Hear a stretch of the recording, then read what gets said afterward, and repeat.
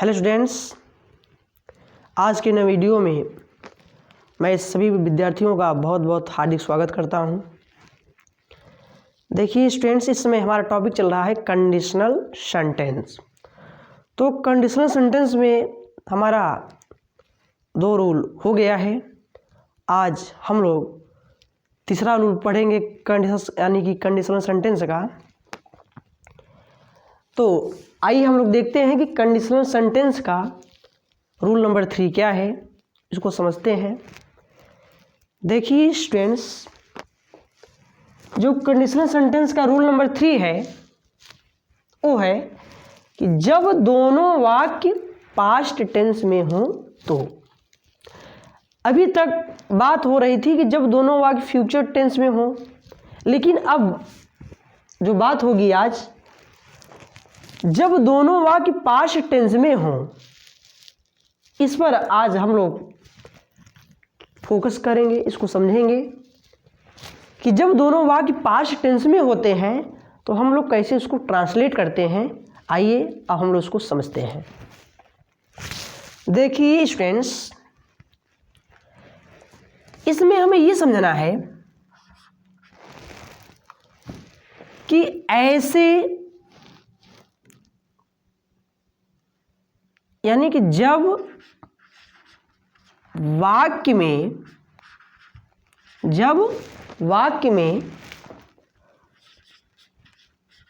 होता, होती,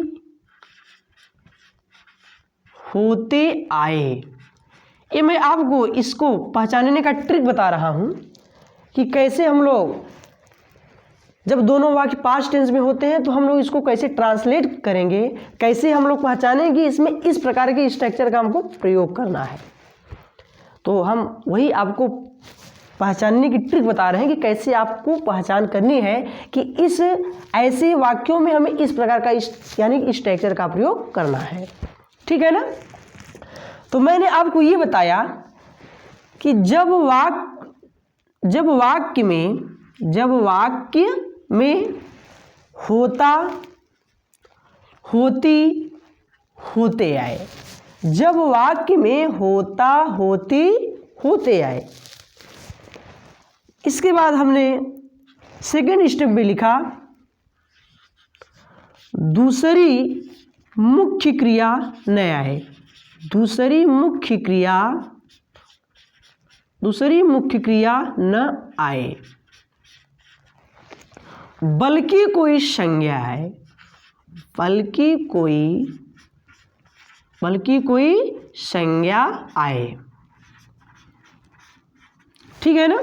देखिए, जब वाक्य में होता, होती, होते आए, दूसरी मुख्य क्रिया न आए, बल्कि कोई संज्ञा आए। ठीक है ना। थर्ड स्टेप में हमने लिखा आए हुए वाक्य से ऐसी शर्त का बोध हो, ऐसी शर्त का बोध हो, आए हुए वाक्य से ऐसी शर्त का बोध हो, ऐसी शर्त का बोध हो जो कभी पूरी न हो सके, जो कभी पूरी ना हो सके, ना हो सके। यानी कि मैं आपको इसको पहचानने का तरीका बता रहा हूं कि कैसे आपको इसकी पहचान करना है। मैंने ये बताया कि जब वाक्य में होता, होती, होते आए, दूसरी मुख्य क्रिया न आए, बल्कि कोई संज्ञा आए, यानी कि इस प्रकार जो कंडीशनल सेंटेंस जो हमारा होगा इसमें, तो हम लोग जानते हैं कि जो कंडीशनल सेंटेंस होता है, इसके 2 भाग होते हैं, 2 पार्ट होते हैं। तो इसके एक पार्ट में नाउन आए और एक पार्ट में वर्ब आए। तो वही चीज़ मैंने यहाँ पर बताया कि दूसरी मुख्य क्रिया नहीं आए, यानी कि इसमें केवल एक ही मुख्य क्रिया आनी चाहिए, इसमें 2 मुख्य क्रियाएं नहीं आएंगी। यानी कि इसके एक पार्ट में नाउन आएगा और एक पार्ट में मुख्य क्रिया आएगी। ठीक है ना। इसके बाद मैंने बताया थर्ड स्टेप में कि आए हुए वाक्य से ऐसी शर्त का बोध हो, आई हुई वाक्य से ऐसी शर्त का बोध हो जो कभी पूरी ना हो सके। तो ऐसी कंडीशन में हम लोग इसका स्ट्रक्चर कैसे बनाते हैं, कैसे हम लोग इसको ट्रांसलेट करेंगे, आइए अब हम लोग इसका स्ट्रक्चर देखते हैं। देखिए स्टूडेंट्स, इसका स्ट्रक्चर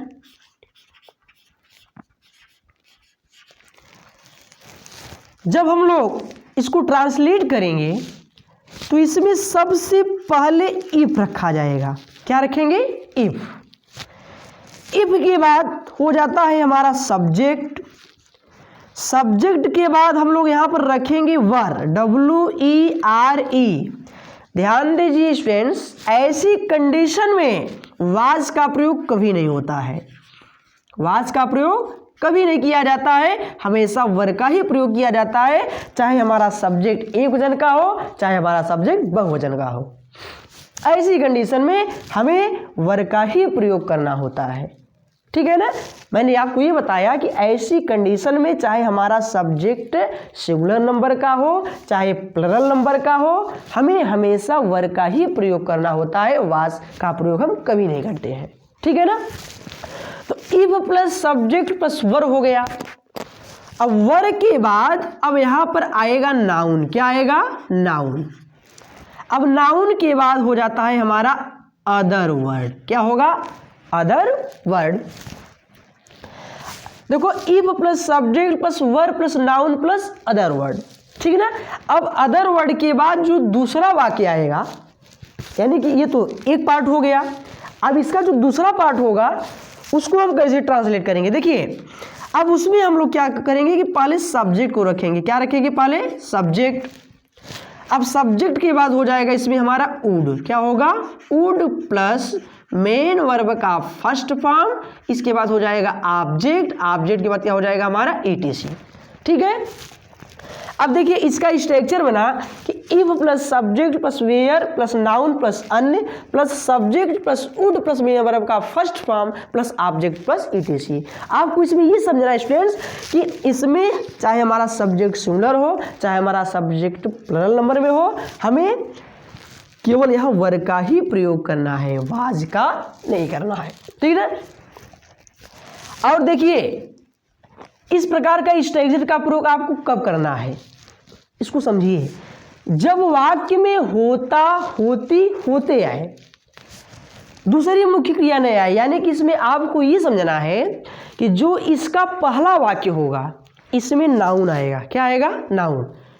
इसको आप समझिए कि इसका जो पहला वाक्य होगा इसमें नाउन आएगा और जो इसका दूसरा सेंटेंस होगा उसमें वर्ब आएगा, ठीक ना।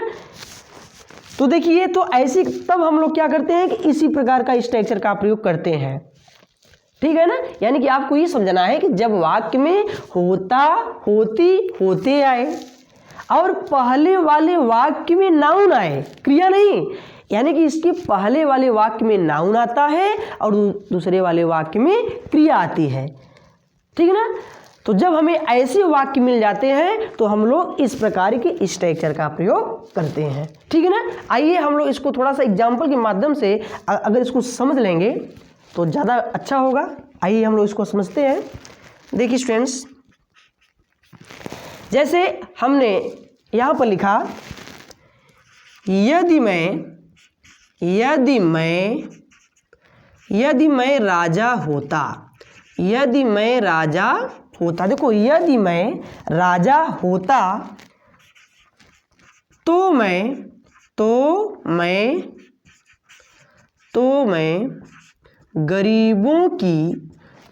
गरीबों की सहायता करता। यदि मैं राजा होता तो मैं गरीबों की सहायता करता। यदि मैं राजा होता, मैंने आपको क्या बताया कि जब वाक्य में होता, होती, होते आए तो देखिए इसमें क्या आ रहा है? होता। और मैंने पहचानने का ट्रिक आपको ये बताया कि इसके पहले वाले वाक्य में नाउन आता है और दूसरे वाले वाक्य में क्रिया आती है, यानी कि इसका जो पहला वाला वाक्य होगा इसमें वर्ब नहीं आएगी, ठीक है ना। और इसका जो दूसरा वाला पार्ट होगा, इसमें वर्ब आएगी, ठीक है ना। और आई हुई वाक्य से ऐसी शर्त का बोध हो जो कभी पूरी न हो सके। यदि मैं राजा होता, यदि मैं राजा होता तो मैं उसकी सहायता करता, क्योंकि अब ये बात कभी पूरी नहीं हो सकती है। यदि मैं राजा होता कह रहा है, यानी कि वो जो है भूतकाल के बातों को यहाँ पर व्यक्त किया जा रहा है कि यदि मैं राजा होता, यानी कि इसमें ऐसी शर्त का बोध हो रहा है जो कभी पूरी नहीं हो सकती। तो ऐसी कंडीशन में हम लोग जब इसको ट्रांसलेट करते हैं तो इसी प्रकार के स्ट्रक्चर का इसमें प्रयोग हमको करना होता है। तो जब हम लोग इसको जब ट्रांसलेट करेंगे, यदि मैं राजा होता, तो इसका ट्रांसलेशन हो जाएगा if I were a king, if I were a king I would, क्या हो जाएगा, I would help the poor, I would help the poor, ठीक है। देखिए अब इसका ट्रांसलेशन बना if I were a king.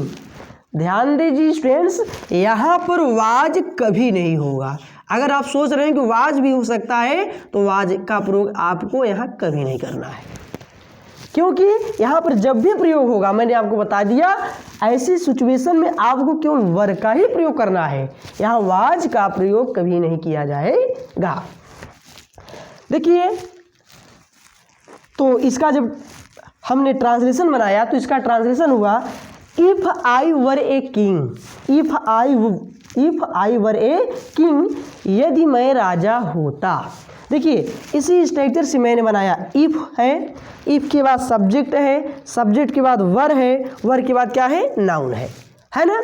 अब तो की इंग्लिश मैंने क्या लिखा, यानी कि तो की अंग्रेजी मैंने यहाँ पर कामा दे दिया, तो ये तो का सेंस यहाँ पर दे रहा है। देखिए फ्रेंड्स, तो मैं गरीबों की सहायता करता।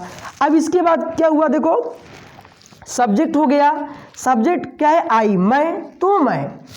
इसके बाद आपको वुड का प्रयोग करना है। अब यहाँ पर हमारा वुड हो गया, आई वुड। अब मेन वर्ब का फर्स्ट फॉर्म सहायता करना, तो हेल्प हो गया।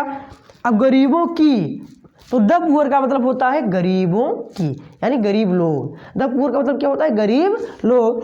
तो इसका जो हिंदी सेंटेंस है वो है कि यदि मैं राजा होता तो मैं गरीबों की सहायता करता। तो इसका ट्रांसलेशन हुआ कि if I were a king I would help the poor.